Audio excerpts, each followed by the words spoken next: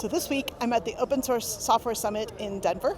I'm sitting outside at lunch, and I wanted to share with you one of the things that I learned at the keynotes this morning. I was really interested in Frank Nagle's talk on the economic value of open source software.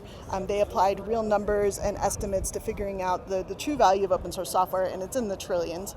But one of the slides that he shared is the answer to a question that I get asked a lot, and that is, when should a company contribute to open source software? Now, first off, he had good numbers that if you contribute to open source software, you get like twice the value out of the open source software you use than if you don't contribute.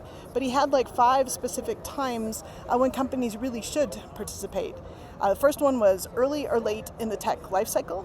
The second is if the software is lower in the tech stack. It's usually a good idea to participate. If it's a market where the winner takes all, a market where it's unlikely that the winner takes all. Very low or high rates of competition in the space. The 5th reason when it's a good time for companies to participate in open source software is if there's low social acceptance or regulatory clarity around the project. So that was my key takeaway from this morning's keynotes from day 1 at Open Source Software Summit in Denver.